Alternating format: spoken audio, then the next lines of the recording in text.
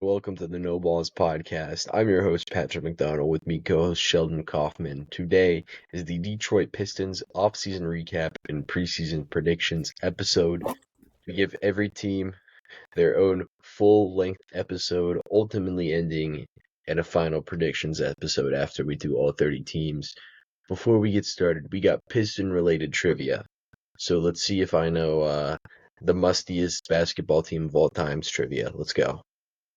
All right, Patrick. This is a little different than the usual trivia. Which Pistons player is featured in a Super Nintendo video game called Combat Basketball? Um, What? it is his own video game, so it's the player's name, Combat Basketball. Uh, I can give you a hint of when, like, if you want a hint, I can tell you when the game came out, if Okay, that would help. I'll But I say have a this. feeling it might give it away. My initial thought was Isaiah Stewart because of the combat, but yeah, give me a time frame. Okay, I'll give you a time frame. It came out in 1991. 1991. Um, I feel like NBA role players weren't popping back then. So like, is this just not Isaiah Thomas's combat video game? Is this the final answer? It was the Bad Boy Pistons, but I mean, I feel like they'd have to side with Isaiah Thomas. This is some crazy lore. I feel like this is a little late for Bill Laimbeer, and he would be like my other guess for because of the combat side of things. So I'll stick with Isaiah Thomas. All right, Pat. That is incorrect. In this video No, game, the year is 2031, and Bill Laimbeer has taken over the NBA and no. fired all the officials and made combat and weapons legal. So it was called Bill Laimbeer's Combat Basketball game, or Combat Basketball. You were close. You had it. You had it there. You said the name. This The is Bad Boy Pistons. You were on track with it. damn it. I should have stuck with Bill. Um, feel like very politically correct Can we get video our game hands on right that there. video game? Yeah, We need let's to get our hands on that video game. maybe we'll have to do a Bill Laimbeer's political violent basketball game. Um, we can just like I'm sure like Michael Jordan's got like no health points on that game. Uh, Larry Bird probably just isn't in it because he hates Larry Bird. We gotta do a playthrough. What is it on? It's on Nintendo, you said? Well, it's on the Super Nintendo, which is I think was like the first, like one of the first ones that came out. But I'm sure you can find it like online or like at least videos of it. I feel Something. like Bill Laimbeer will get us hooked up. Ooh, that could be our first sponsor, Bill and Beer Combat Basketball. We could Yeah, well, revive the game. we're bringing back Bill Laimbeer's combat basketball. We're mixing Mortal Kombat and uh well, I guess LeBron was in Smash, I think. So, oh well. We're gonna go ahead and start on the current Pistons. Um, maybe not as much of the Bad Boys Pistons, but this year was a huge turnaround. And getting back to that standpoint, the Pistons this year were 44 and 38, which was sixth in the West or Eastern Conference. A huge improvement from 14 and way more losses and last in the entire NBA the year before. Expected record was 46 and 36, which was 13th in the NBA. Their SRS, which is opponent adjusted net rating, how well did you play against your opponents, was 12th in the NBA. At home, 22 and 19. On the road, also 22 and 19. Pre All-Star break, 29 and 26. Post All-Star break, 15 and 12. Versus the East, 29 and 23. Versus the West, 15 and 15, 500. In clutch games, they were 21 and 23 with a minus 8.9 net rating. That was 24th among teams in the clutch. What were the huge takeaways from this Detroit Pistons seasons for you? Yeah, I mean you mentioned it, huge turnaround. This team won 13 games last year, right, Pat? 13 games last year, 16, around there, I Yeah, think. around there. Yeah, around there. They made it as a sixth seed, and they look really good against the Knicks. Gave us one of the more entertaining series that the Knicks were a part of a bunch of those throughout the playoffs last season. But they started the playoffs with a bang. Played super tough, super gritty defense, which was a huge identity of this team. And Cade Cunningham took a huge step forward. Performed really well, like a lot of people were expecting him to do. The biggest takeaway on looking at this stat sheet is just the clutch games. Like I feel like that they turn that around a little bit. Maybe you're sitting uh, at that 4 seed, or maybe even the five or 4 seed. Um, so yeah, I mean, just an incredible season for the Pistons. Big years for Cade Cunningham and Asar Thompson, who I'm sure will be mentioned a lot throughout this episode. I'm sure we will, and I think the biggest takeaway for me is just how much they improved throughout the course of the season. I think at the very start of the year they looked respectable, but they still weren't good, and then it progressively was like, okay, they're about average, and then towards the end of the year they were playing some pretty decent ball, and a lot of that coincided with them acquiring Dennis Schroeder and Asar Thompson becoming healthy because he missed about 40 games to start the year with a blood clot. Um, I mean, they really progressively got better and better as the years went along, and a lot of that was in season improvement from guys like Ivy before he went down was improving as he went along. Jalen Duren was improving a ton as he went along. And I mean, they were a team that neither of us really expected to be good this past season, and by the end of the year, they were a pretty good team. Um, Even some would say they were better than a 6 seed, and we'll talk about that a little bit more. We'll move forward to their offense. 115 offensive rating was 16th, about league average, 21st in preventing turnovers, 10th in offensive rebound percentage, 11th in pace. As far as efficiencies go, they were 21st in isolation, 16th in pick and roll ball handler, 14th in pick and roll roller, 8th in post up efficiency, and then 17th in transition efficiency. Key takeaways from their frequency of possessions. Fifth highest transition frequency is always a great sign to help increase an offense, and they were a low isolation frequency team. So like they were relatively like average at just about everything efficiency wise, but they did run the right things, and that ultimately led to them being a league average offense this past season, which was much improved from the year prior. Offensively, what were like the huge things that pointed out to you, or that you wanted to point out? I think you're muted. Looking at the sheet, the turnover percentage is something that definitely catches your eye. Um, Cade Cunningham did have a great year, but did struggle with turnovers at times. Averaged 4 a game last season. When Ivy was in, he averaged 3 a game. So a little bit of issues there from the point guard positions. But besides that, like you said, really good stuff with the transition numbers. They were efficient in the post up game, and they were efficient. They were efficient considering how much they were running that ball handler pick and roll, and that's a lot. Thanks to Cade Cunningham, who would just dribble that ball into the paint, or into that around the free throw range, and just knock down some middies. um, but yeah, really good pace from this team. Really good rebound percentages. They have some dogs that rebound there in Detroit. Isaiah Stewart, um, Jalen Duran, uh, Thompson, Sir Thompson as well. All those guys are going and getting boards for them. So really good stuff there. And yeah. Yeah, you mentioned the tenacity on the defensive glass or the offensive glass, and that was a huge part of it. They played very hard. I think their real key this past season was they just got respectable shooting at the wing position, which they had like disrespectful shooting the year before. They went from Kevin Knox, starting a ton of games at power forward to them to Tobias Harris. That was a huge improvement. Malik Beasley, um, might have been betting on games, but he was hitting his threes, so he at least had that over. And then, Tim Hardaway Jr. shot the ball pretty well. When Dennis Schroeder got there, Dennis Schroeder provided some stuff for them offensively.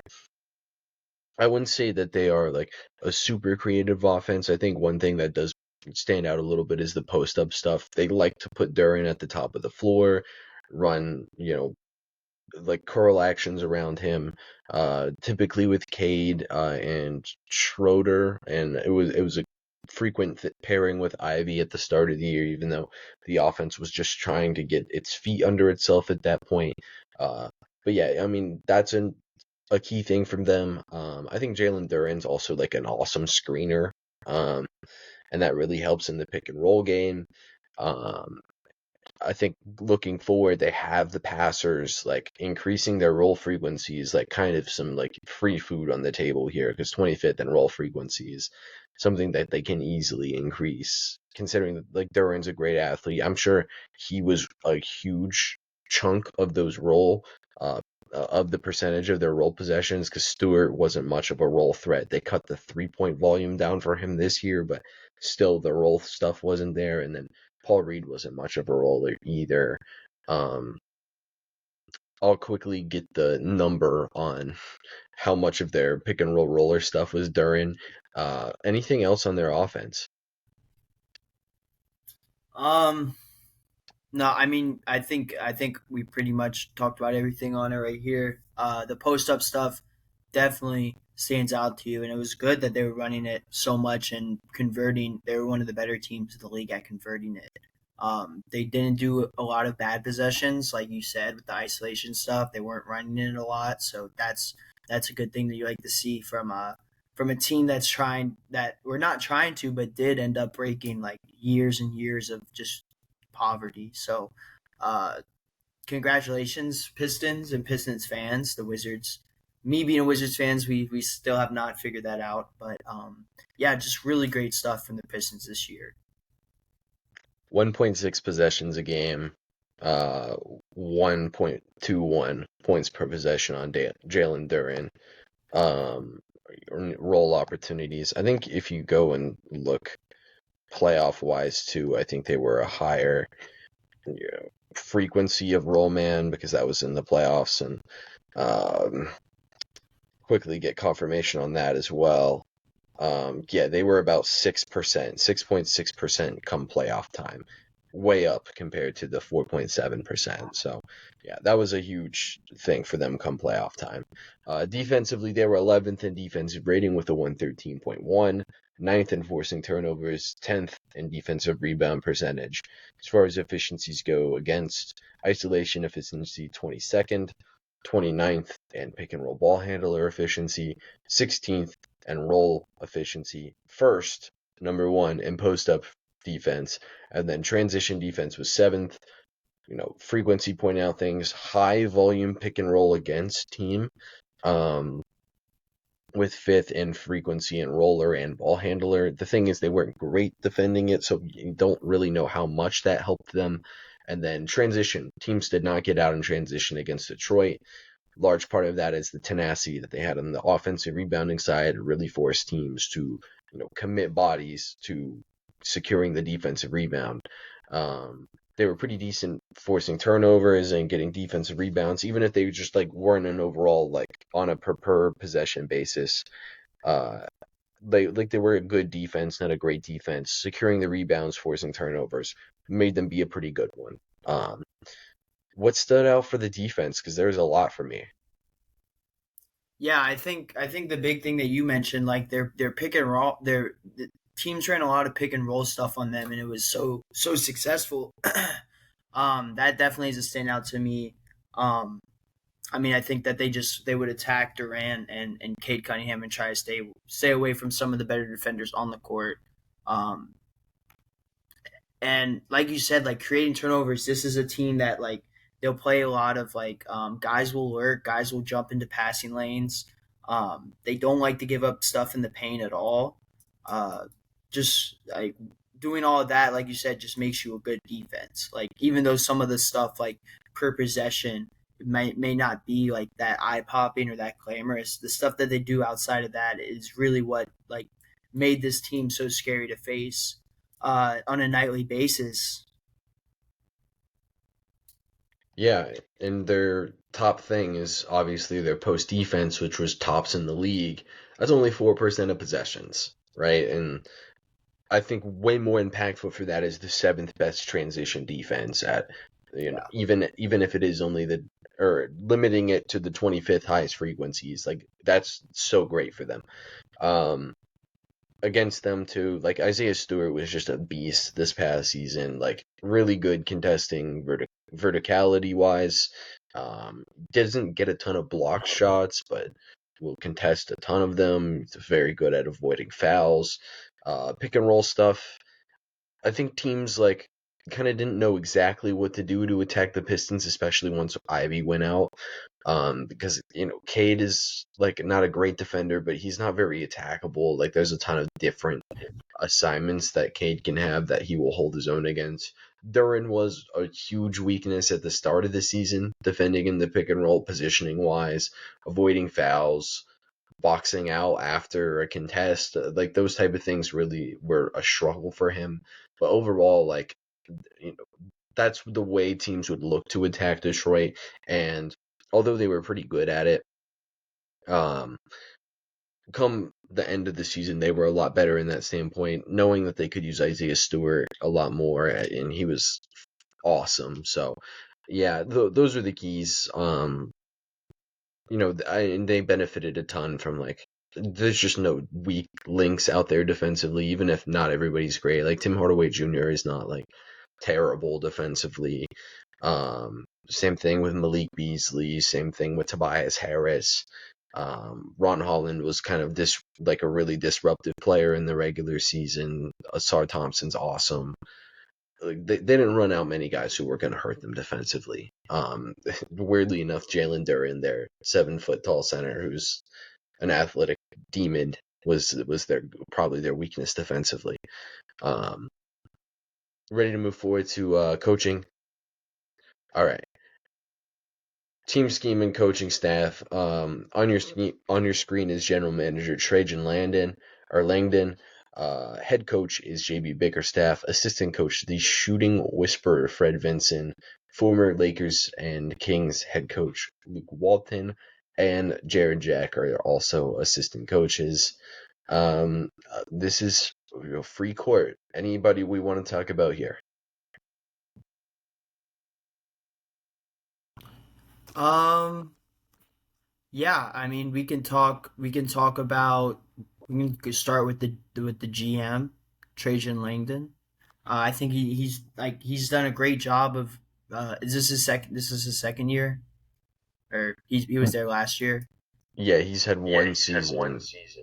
Yeah, so like bringing in Tobias Harris, I think was something that was big for the Pistons team this year. Even though he may not have played like how he should have in the playoffs, he still like played a good two role for Cade Cunningham and took off some of the scoring at times throughout games. And then you look at this offseason acquiring a shooter after you lose two of your shooters, and getting Duncan Robinson is a good ad that we'll talk about later, um, in the next segment or in a couple segments. But as far as the coaching staff stuff, JB Bickerstaff comes from Cleveland, after getting a lot of press there for losing the first round.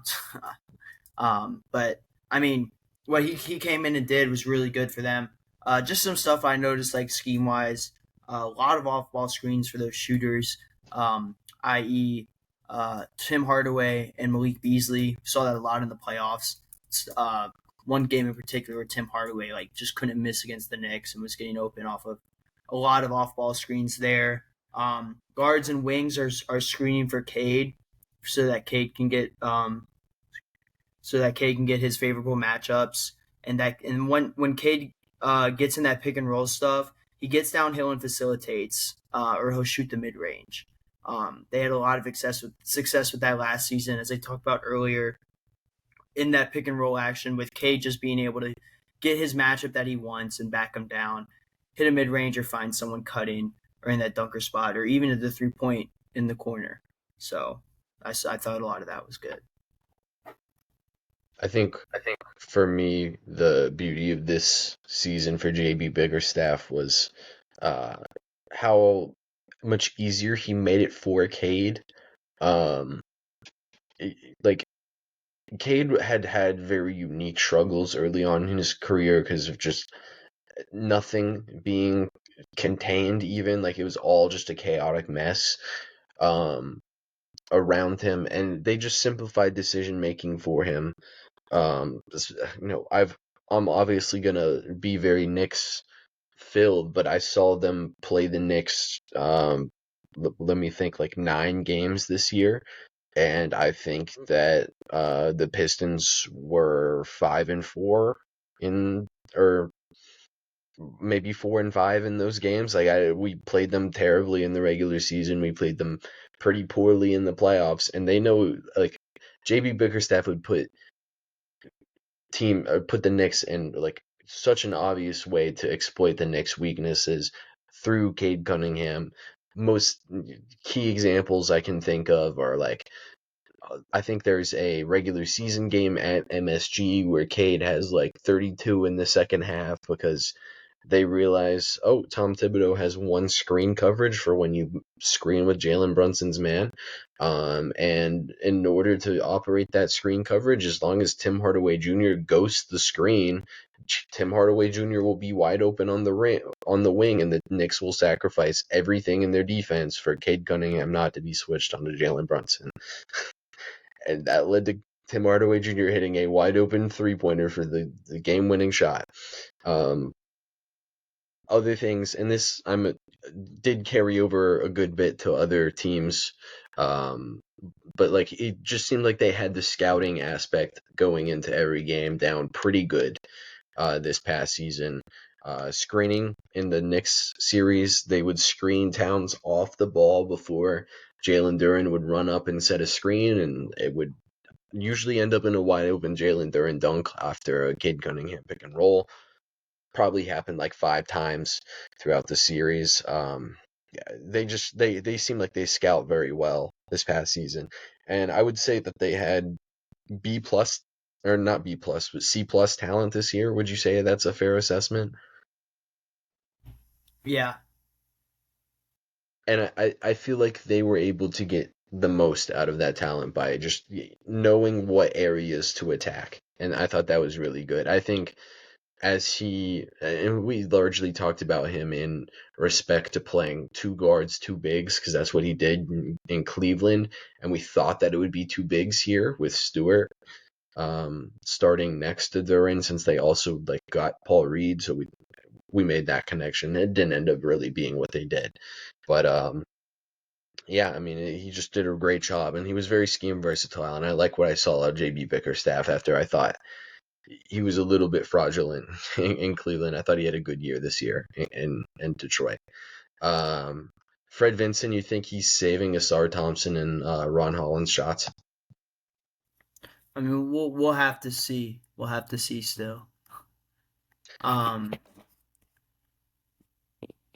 yeah, we'll have to see. We'll have to see. Yeah, I think it'll develop. I think they'll. I don't know. They'll be like 33% shooters from the 3 point line, which I think is a huge step up. At some point in their career. All right. We shall move forward to the draft. They made one selection, 37th overall. They select Tennessee's Chaz Lanier. I will let you go first. What do you got on Chaz? Hold on, let me get to the page real quick. Electric guard from Tennessee. Had some really good games against Alabama this year. 6'4", 175 pounds. Let me go to his stats from Tennessee.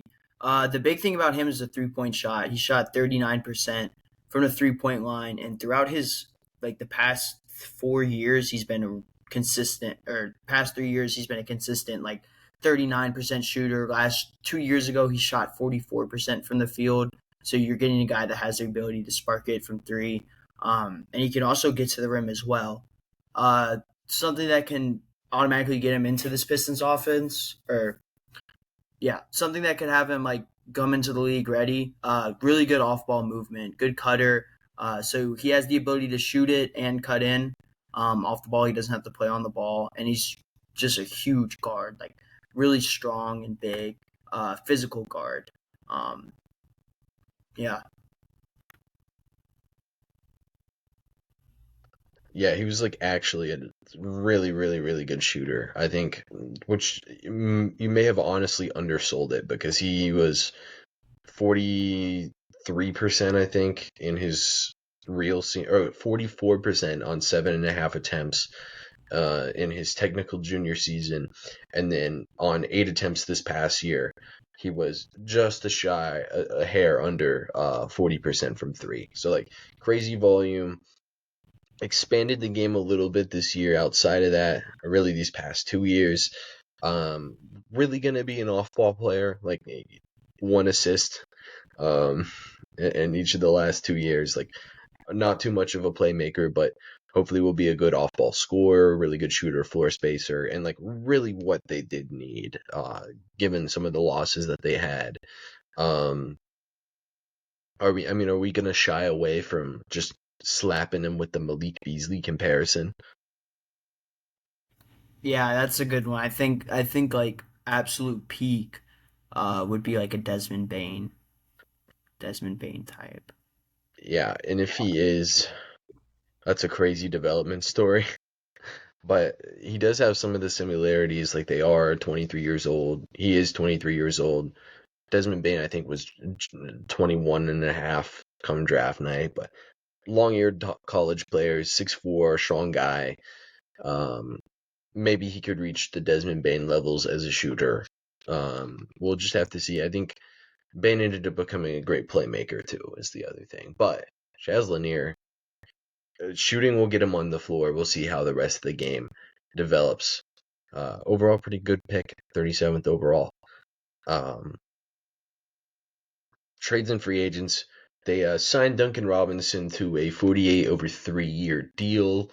I put the star there because it's not really 48 million. I think like only like 20 million of it is guaranteed. Full NFL style contract right there. Karis LeVert, 29 million over 2 seasons. Get him from Atlanta. Javante Green on a league minimum and Colby Jones on a two-way. I will let you go first. Anything huge stand out to you here? Yeah, I like the Duncan Robinson signing. Just because you did lose your two shooters in Malik Beasley and Tim Hardaway, and you get a guy who shot 39% last season, 39% the season before, all off a lot of attempts. Six attempts last season and 7 attempts 2 years ago. Um, Volume shooter, volume three pointer. At the time that he got his like deal last year with the Heat, or his last deal with the Heat, he was. I mean, everyone thought that he was the best shooter on the market. So I think it's a good pickup. And Karis LeVert as well. Played some really solid minutes for the Hawks last season. I think I may have mentioned his name um, in the Hawks episode, but he gives you 12 points per game off the bench, most likely. And he still can he can stretch the floor a little bit with the three ball. But I think Karis LeVert is kind of a guy that adds on to like the gritting, the new grit and grind team in the Detroit Pistons. We'll look at it. We'll talk about the losses first, and then I'll contextualize the additions. I feel like it's better to do it this way. Here's the notable losses. Malik Beasley, currently unsigned, probably will remain unsigned. Simone Fontecchio goes to the Heat in exchange for Duncan Robinson. Tim Hardaway Jr. goes to the Nuggets on a league minimum. Ron Harper Jr. currently unsigned. And Dennis Schroeder goes to the Kings. Um, Obviously, Malik Beasley, Dennis Schroeder, Tim Hardaway Jr. are pretty notable losses here. Um, I think last year with the Mavs, we roped in like all of their wing shuffling. Um, this year we'll do it with the Pistons. Dennis Schroeder, Malik Beasley, Tim Hardaway Jr., or a returned Jaden Ivey, Karis LeVert, and Duncan Robinson. What do we think on that? I think I like the the Ivy, Levert, and Robinson because I think Ivy is probably one of their biggest additions of the offseason. Just him being healthy in itself is huge for them because he was on his way to a breakout season last year. He was averaging 17 points per game um, off of great shooting from the 3 point line. I mean, he was sparking it, and he also was like good. He was a great um, to Cade Cunningham. So I mean, him coming back is huge for the Pistons team. And then, like I said, Robinson gives you really good shooting, and Karis LeVert gives you a downhill threat as well with a little bit of shooting. So I think I like that. I like that a lot more. I would say. Really quickly, I'm going to pull up Duncan Robinson compared to Malik Beasley on a per minute basis, but I don't think it's too dissimilar. I mean, they're both like really good shooters. The comparison is obviously there. And then in terms of like Ivy, like he was playing pretty great last season. He was one of the few Pistons that were playing their best at, of the season at the start of the season. And his improvements as a shooter are like pretty notable. If we're pulling up, um, obviously Malik Beasley had the big season this past year, but his shots come and gone just like Duncan Robinson's has.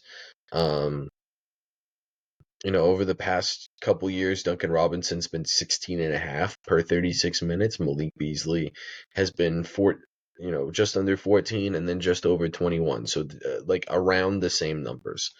Both of them are really great shooters. Neither of them are like great on-ball players, even though Malik Beasley's probably like a better get to your shot type of guy. I think Duncan Robinson's also just a better shooter for having more shot versatility. Like he can hit difficult movement shots. He's also still a great spot up shooter. I think it's more or less just like the same player. Um, as far as Tim Hardaway Jr. compared to Karis LeVert, like I think Karis LeVert's better. Like we talked about highlighting Karis LeVert as a potential target for them anyway. I didn't think it would be for as much as they signed him for, but he gives them somebody who can handle the ball when Cade's off the floor and then can fit in similarly to what Schroeder did this past season. Like he can fit in with Cade, he can play without him. He's tall enough to. He shoots the ball worse than you would like him to, but well enough to where you can get by, and teams do guard him. Um, if that wavers, then you might have an argument that Karis LeVert might be a tragic signing, but we'll have to see that happen first before I say that. Overall, though, I think it's more or less just like you probably got slightly better with those in and out transaction wise. What do we have to say, or do you have anything else to say on the losses or the additions? I think we're both in consensus with maybe a little preview of what our answers are going to be if did they get better in the off season. Like these are notable losses, but I mean, uh, GM did a great job of getting what he could, or not getting what he could, but like managing the losses. Um, like going into next season, like I still believe that they're a better team than they were this year. So Yeah, we'll talk about it a little bit more. Here's the sheets. Cade Cunningham's on his 30% max extension for making All NBA this season. Tobias Harris has a 1 year remaining on his balloon payment. As you can see by the slightly more gray right here on Duncan Robinson, a lot of that money's non-guaranteed. Isaiah Stewart, Karis LeVert already signed reasonable extensions. Jaden Ivey and Jalen Duren are currently extension eligible. Have not found too much on what that's going to end up looking like. If I had to guess, they will come to an extension with Ivy just regardless, and then we'll figure out what they do on Duren.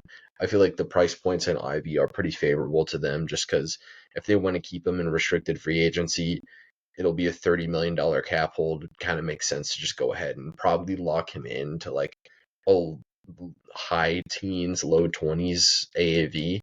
Um, Even if you do think there is possibility that he might not live up to that, you want to keep him anyway, so you might as well lock him in there.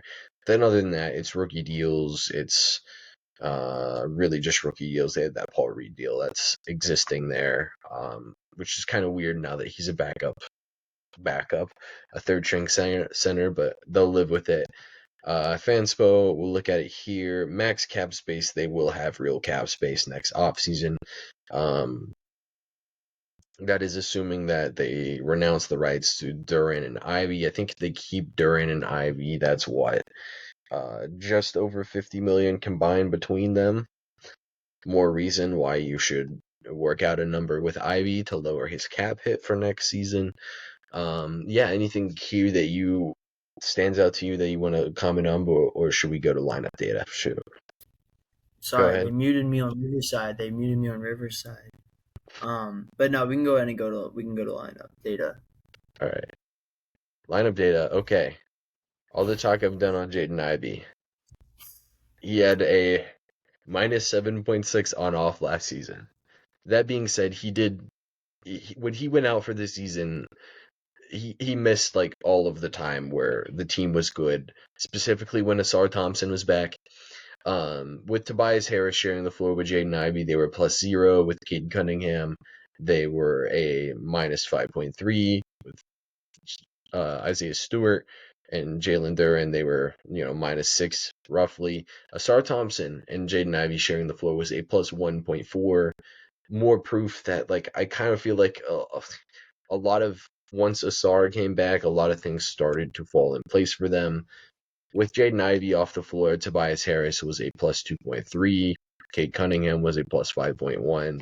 Jalen Duren a +3.3. Isaiah Stewart was a +5.6. And then Asar Thompson was a +4.32. Um, do I think all of this is noise? And then also worth mentioning, all of the lineups with Ivy on the floor were like pretty tragic defensively. More reason why I think a lot of this is just Asar not being there for the start of the season, and the team was kind of built for Asar Thompson to be on the team. I think some of this is noise. Some of this could be legit concern. I think even like early season Jalen Duren defense was like really bad. Um, and you can see like the almost 9.5 point swing with Jalen Duren playing with or without Jaden Ivey. Just having the additional poor defensive player was pretty rough last season. And we might not have seen as drastic of effect if Ivy continued to play later in the season, because he could play in lineups as the lead guard with two defenders out there like Ron Holland and Asar Thompson, and like more Isaiah Stewart minutes because his second half was very good. I think some of it is noise, some of it's not. What do you make of it? Um, I think like you said, I think a lot of it was because like he only played 18 games. Like this was a Pistons team that had a not second half resurgence, but like it took a couple months for them to get it going for sure. Um, and so I think this is like you should take it with a little bit of grain of salt, maybe 2 grains, because I mean the number swings are definitely like significant, and then you factor that in with they weren't like he wasn't his him and his teams were not doing good defensively, and this was a team that relied so heavily on defense as their identity throughout the season and into the playoffs. But I mean, like you said, Ron Holland at the time, I don't think had been playing. There's no way he was like making the impact that he did near the end of the season. Just because I don't think he was getting the playing time that he got at the end of the season. Like you said, Jalen Duran, he struggled a lot, and then eventually, as the season went on, he got a lot better at defense and um, defending that pick and roll game. Um, so I mean, I really wanted I'm looking at this. I am not like I'm not like, oh no, Jaden Ivey maybe is not as good as we thought. I think that everything is going to be okay. We'll just have to see how it plays out. I mean, and like you said, he'll get opportunities to be lead guard when Cade Cunningham isn't out there, and I think that will help a lot with the defense as well. So yeah. I think if I would have concern for anything, it was you go and look at when the team made their run. It lines up with Cade Cunningham taking this huge step forward. I'll read out his usage percentage in October, November, December. It was 32.7, 30.8, 31.5.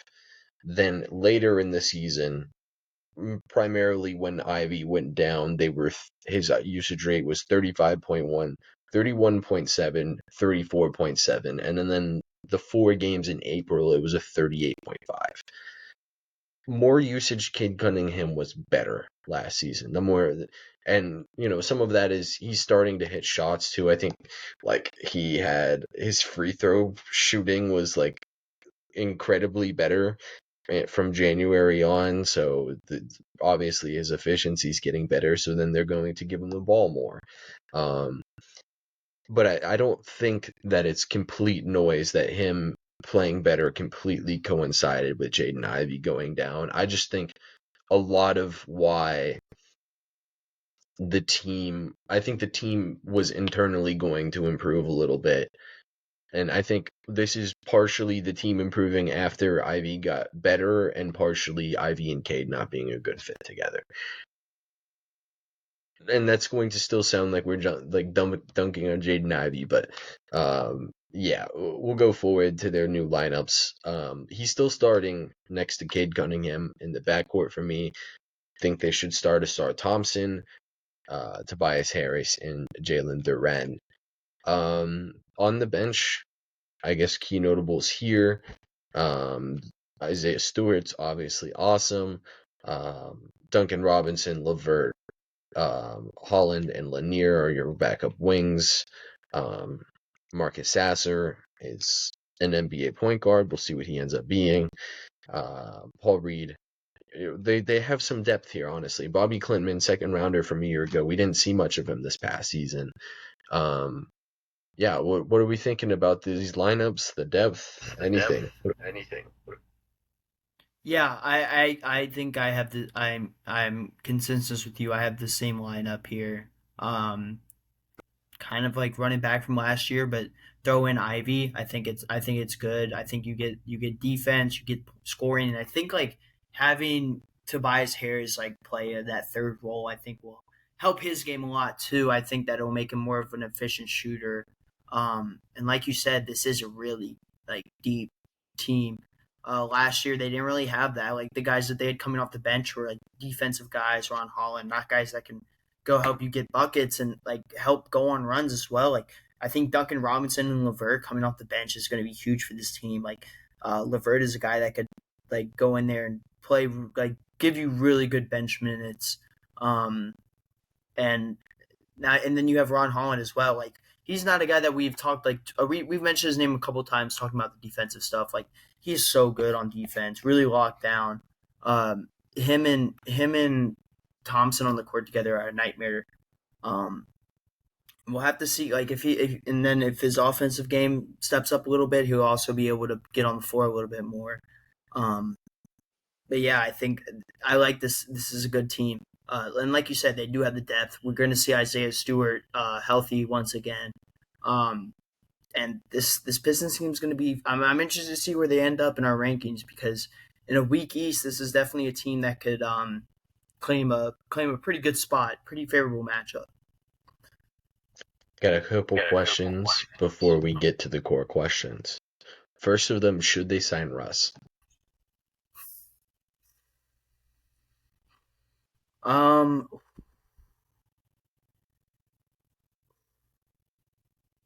I think you could fit. I think you could fit in this lineup. Like coming off the bench. I think you could be like an interesting bench piece. Um, yeah, yeah. I mean, their point guard position is looking a little weak. Like you said, like Marcus Sasser. We don't really know what you're gonna get there. He had 7 points per game last season. And shot it okay from the 3 point line, but I mean, you get Russ in there, you get that pace, you get the energy, you get tenacity on the boards as well, so that like makes the rebounding stuff like even better. And you get a veteran that can play make. Um, and it showed flashes of being able to score like Russ used to do. So I mean, I wouldn't mind it. I would like it. Yeah. I think it's the one team uh, that Russ kind of makes sense for, in my opinion, just because like you look at the team and it is kind of two shot creators. You can do stuff like they've done to get shooters open with Tobias Harris and with Duncan Robinson, but then like is uh, Ron Holland or Sar Thompson like are they going to give you good production? You're not really sure. Um, and I don't really think Russ would be a rotational player for them. I think he's just somebody who they could sign, get a veteran in the room, somebody who can play in games if, like, Ron Holland just his shot really struggles for a stretch. Well, we have Russ. He can provide some of that energy things that Ron Holland can. Um, I would say that. And then my other question is out of their bench players, because most teams will end up changing their starting lineup throughout the season, whether that's from injury or meritocracy. What lineup starting lineup switch do you think could happen throughout the season for them? Maybe Tobias Harris taking a back seat. Uh, putting Levert or Robinson in and sliding Asar to the four, I think would be a possibility. Or even going double big with Isaiah Stewart and taking out Tobias Harris. Like maybe you start Stewart over Duran, but I think I would still stick with Duran. I think him and Cade have like a really good offensive connection. Duran showed ability to like defend the paint and the rim as the year went on. Um, I can't see Asar, Ivy, or Cade leaving the lineup. So I think the most plausible thing is Tobias Harris taking a back seat, and I think if you're going to start either Levert or Robinson, just for like to stretch the floor's sake, maybe give it to Robinson. I think Levert maybe is a better all around player, but I think Robinson will just give like he'll play the role that Tim Hardaway Jr. and Beasley played last year. Come off screens, hit open threes. Um, yeah. I think if I were to say anybody here, and it would only be if they couldn't come to an extension with, I would say like there's a chance they don't start Duran at some point throughout the year just because they get infuriated by the positioning on the defensive side of the floor, and like Isaiah Stewart's like actually like a pretty awesome per minute defender. So there could be a world they end up rolling with that, and they like just switch everything on defense just because Cade is 6'6" and very switchable for his position. Asar Thompson can probably guard anybody, and you know, Ivy's pretty strong and athletic. He can probably hold up against a lot of matchups.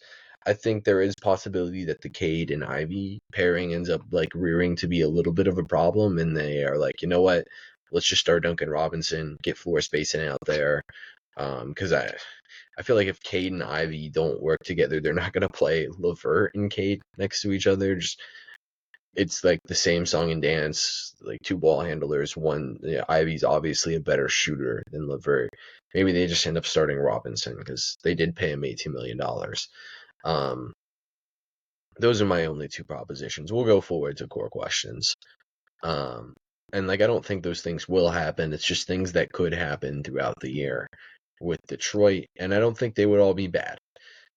Core questions: do we think Detroit improved this offseason?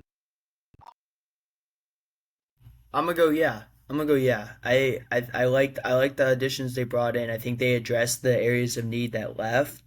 The Schroeder thing hurts. But I like Harris Levert a lot. I liked what he did on the Hawks last year, and I think he can provide like a real scoring spark off the bench. So I'm gonna go with they improve. I think I'll end up with yes as well. I think the Malik Beasley loss is a little overrated just because he's really just a shooter. Like he didn't He wasn't a positive driving force defensively. He was obviously a positive compared to the 2024 Pistons wing situation, but just in general, like he's not a super impactful defender. His primary focus on the team last year was as a floor spacer. They did use him a little bit as a movement shooter, but yeah, I mean Robinson's a better movement shooter, maybe slightly worse as a spot up shooter, but it's still a ton of floor spacing. Teams still guard Duncan Robinson from three. Um, I really think that's more 1-to-1 than people give it credit for. Ivy ideally needs to be better than Schroeder, and I think if they were to have retained Schroeder, like they would have never really got the answers they needed to with Ivy in order to make the decision on his upcoming extension and restricted free agency. They wouldn't. I feel like it's something they had to do, and it's really dependent on Jaden Ivey if they improve from last season, because I'm kind of including him into the calculus here, for if they improve for this upcoming season. And then on the second question, I would not include him in the set themselves up better for the future category. I am interested in your answer for number two. I mean, they didn't do much, but they didn't lose much, like future wise. Like it's not like any of these guys were young players signed to multiple year deals. Um, the Chaz Lanier thing, I think is like a flyer. Like he was picked like 47th overall, I think, or around there, second round pick, 37. 37th overall. So second round pick. Um, but like he has like very promising ability. Like we said, he shot the lights out in college. So I mean, I'm kind of neutral. I don't really think they did anything to do the future, but Chaz Lanier is a great a project. He's a great project pick, like a guy you're gonna take a flyer on. Has like he could be the next Malik Beasley, um, with a little bit more of like a cutting game.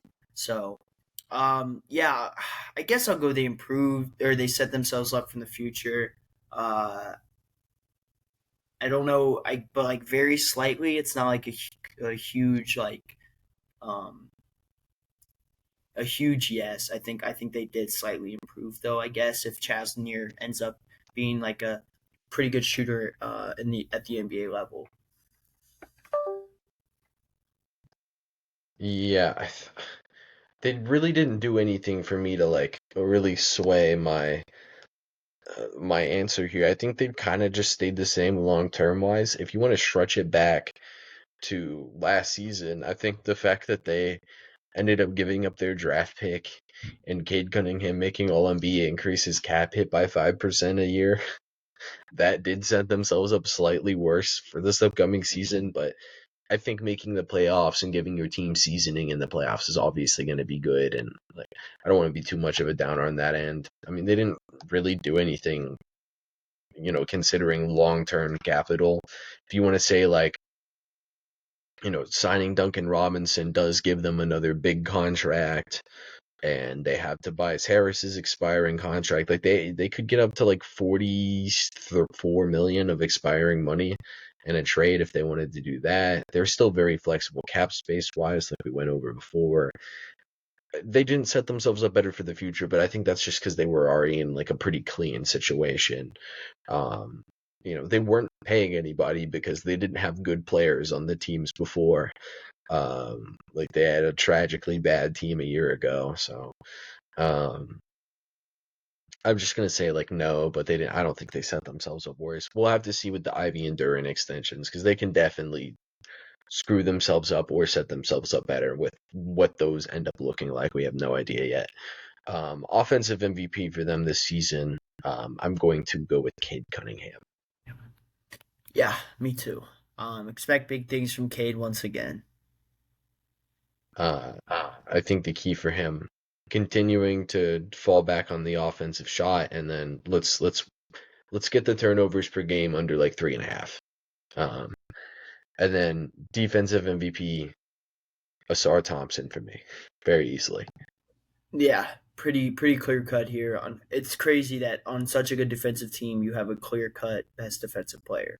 So yeah, I'll go with or I'll go with Asar Thompson. X Factor.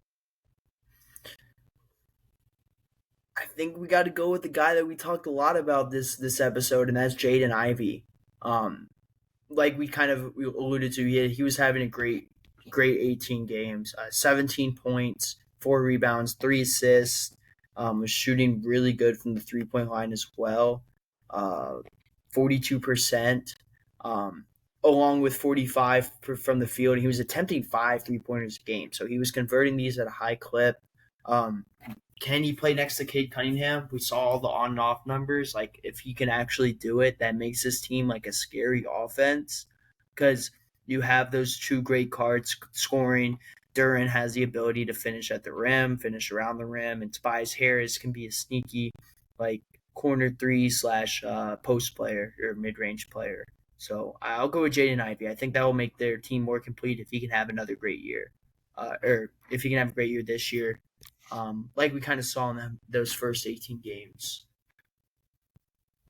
I think the right answer is any one of their three young players not named Cade Cunningham or Sar Thompson.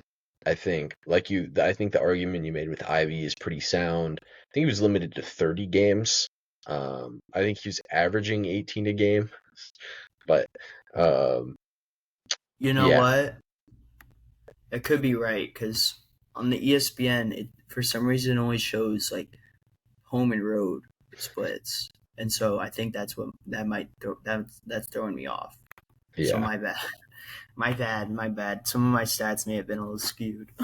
yeah. But I mean, everything else sounded about right. He did shoot over 40% from three.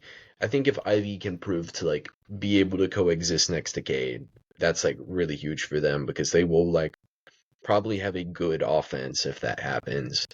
Um, Duran, if he can just be consistently like a respectable paint protector and not play like DeAndre Ayton for 30 games and then play like Derek Lively for 30 games after that, like let's meet in the middle, maybe a little bit closer to I don't know, like Luke Cornett, um,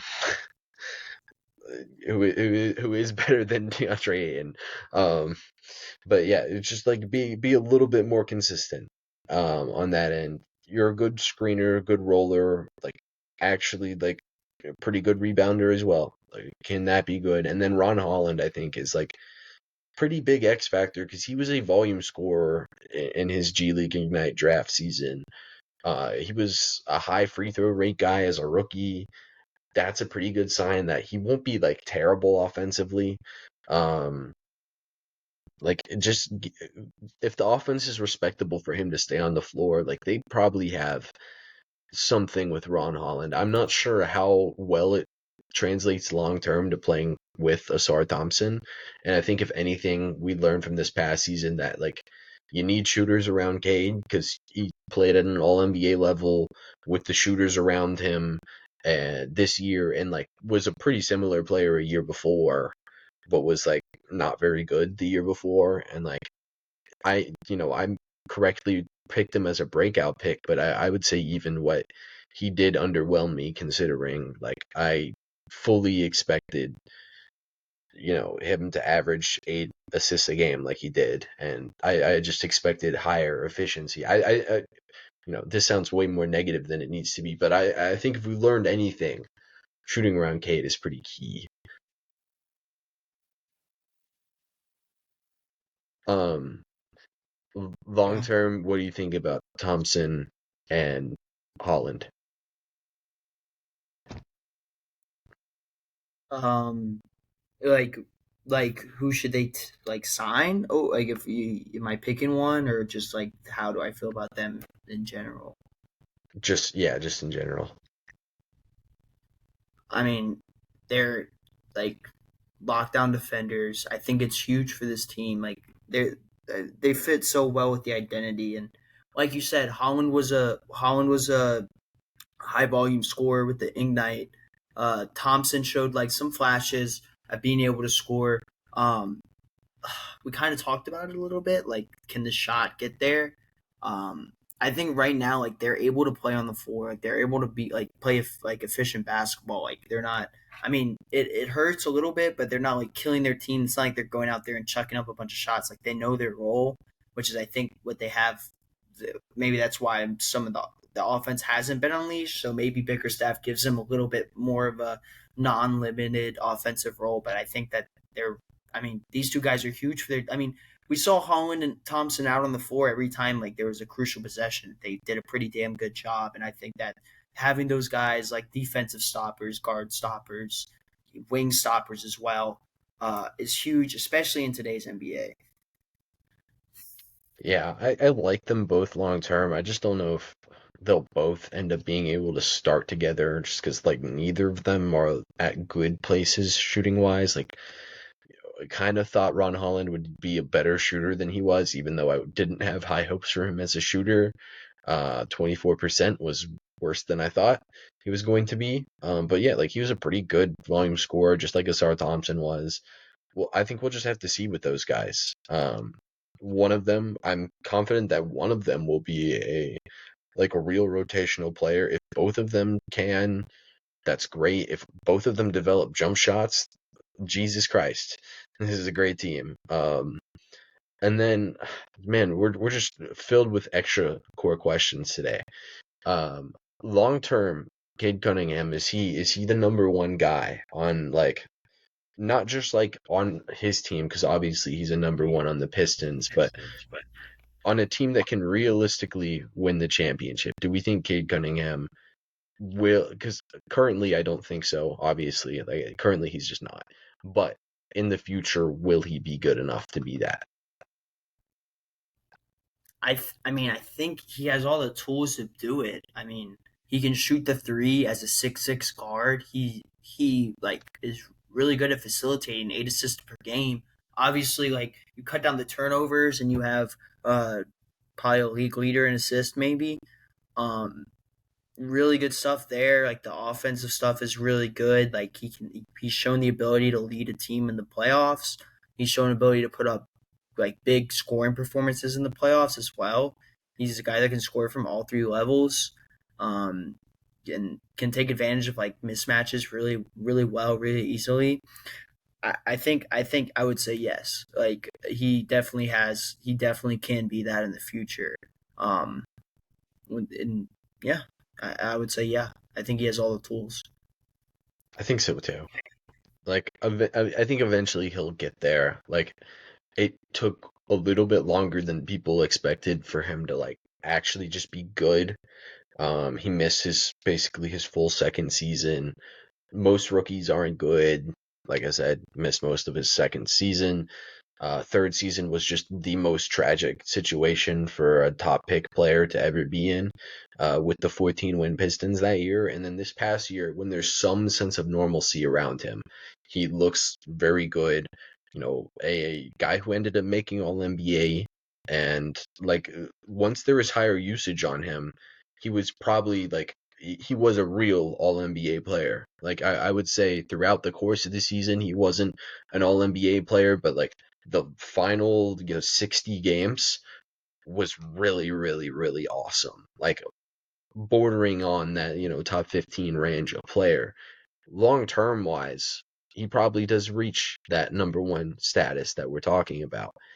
What do we think like the complementary second and third option type players look like next to Cade? Are those guys on this team currently is my number one question.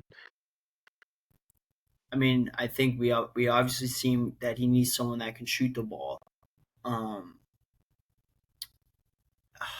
I think definitely like a shooter, like an elite shooter, would be perfect to complement his game. Like a guy that Cade can drive in like so much attention and just kick out to the shooter. Do they have that right now? Like a true two op, not just like a role player shooter. I mean, if Ivy, if he like proves to be what he showed last season, man, I don't know if I want to go like that far and say that Jaden Ivey is like the perfect complementary piece to Cade. So I'm gonna go right now. No, I don't think they have it. Yeah, because as we saw this year, there was a little bit of like overlap. Like as soon as Ivy goes down, Cade starts playing a ton better.